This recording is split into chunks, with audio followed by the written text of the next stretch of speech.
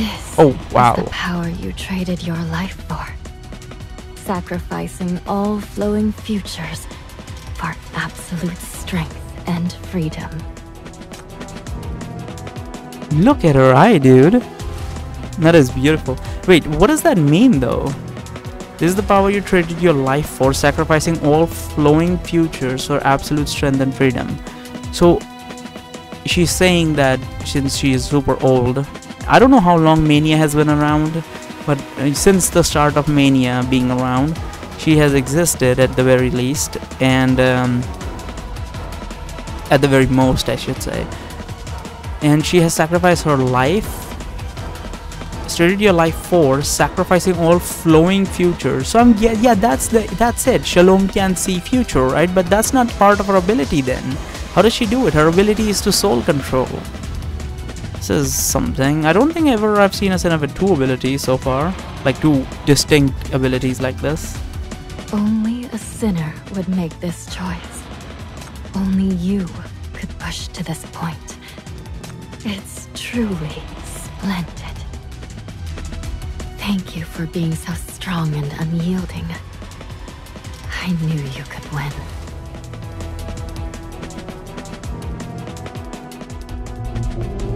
Whoa, isn't that her mark? Or am I fucking this up? I was recently watching Alan Wake 2, so maybe I'm just mixing them two together, but I think the triangle is supposed to be a form of mark from her. At the end of the destruction, a cold triangular symbol flashes in the eyes of the Hush. Whoa, what is this? This looks very pretty, by the way.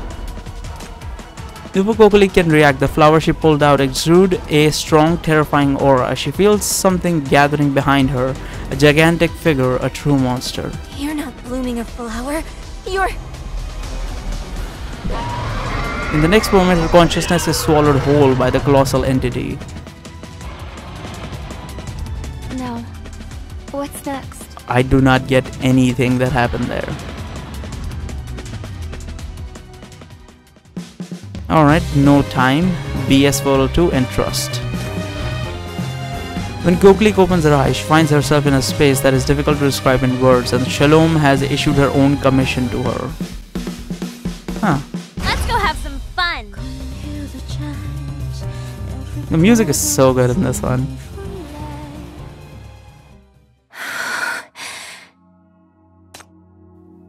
Huh. She's in sort of like a limbo? Is she trying to take over her soul too? Like, she's still trying to enslave an S rank? I mean, she already has an S rank, but still. When Kokli regains consciousness, she finds herself in a bizarre space. Where is this place? This is an incredible grand triangular hall, nearly 100 meters tall. She tries to discern the detail, but the more she looks, the higher and further away the top seems. She gives up. Surprisingly calm, she clearly knows that this is not something she can measure. Behind her is a hazy view, and in front of her a ray of light that seems to touch the depths of her soul. Something is waiting for her. Koklik steps forward. Slowly the corridor narrows while the dome gets higher. The initially slanted walls on either side gradually opens upwards, eventually forming tall vertical barriers as if constantly urging her to turn back.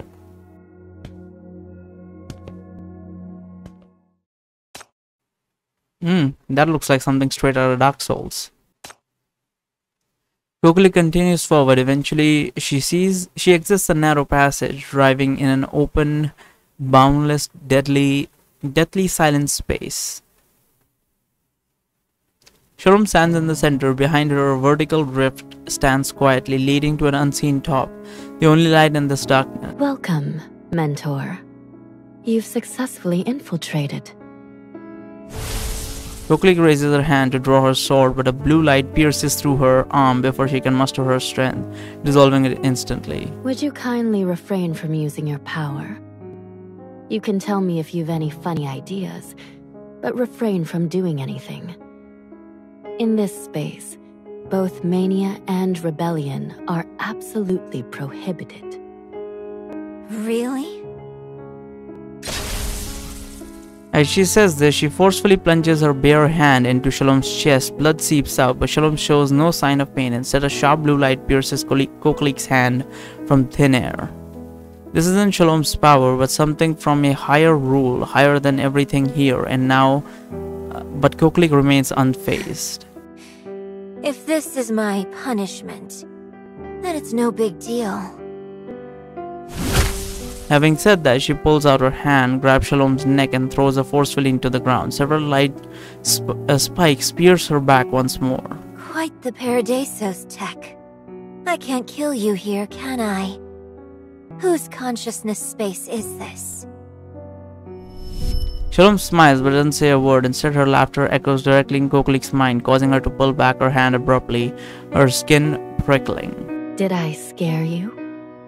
I couldn't speak because my throat was being crushed, so I had to communicate directly with your consciousness. Unsettling, isn't it?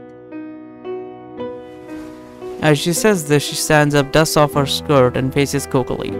This consciousness space is the rational boundary constructed by Paradisos. It's under heavy protection, the front line for observing mania. Oh. So does that mean the center of Dis-C is behind that rift?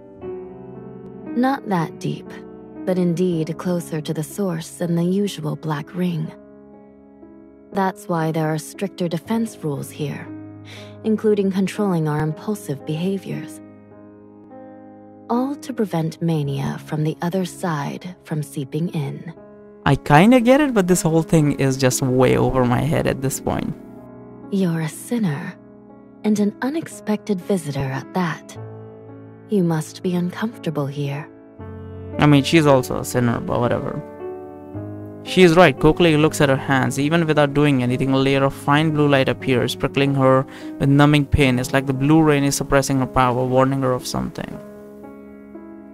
Koklik looks at Shalom again. The hush has no marks on her and she looks calm. You're also a sinner. Why are you unaffected? Because I've always been here, I'm familiar with all the rules and have mastered them. Therefore, no matter how complex the rules are, they can't restrict my freedom. I'm a sinner, the 7th generation Hush. Paradisos separated my emotions and sent them to the other side of the rift.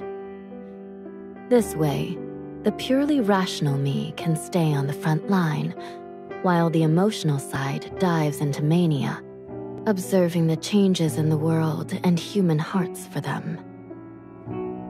Okay, what the fuck? So she had them, or like they ripped her emotions and sent them to deal with mania at the center of Dis-C using this machine or whatever this is. And her rational sides deals with other problem Paradisos may have. So this is the technology that shocked the underground. Disgusting. No wonder you look like a heartless puppet. Shalom reveals a puppet-like smile. This is a cruel era. People always face complex and unsolvable dilemmas.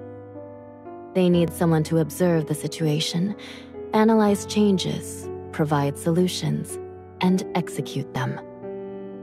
I'm good at these.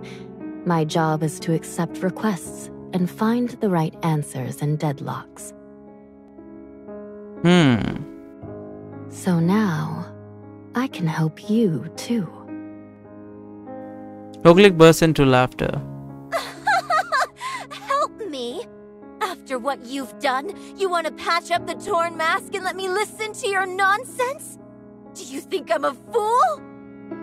Of course, you're not a fool. So hear me out. You know very well, even without me, hundreds of others would come after you. And I'm the only one who is still willing to talk to you. The fate of the garden was sealed long ago. Having been captured by the underground when you had nowhere to go, you were destined to be torn apart in the crossfire.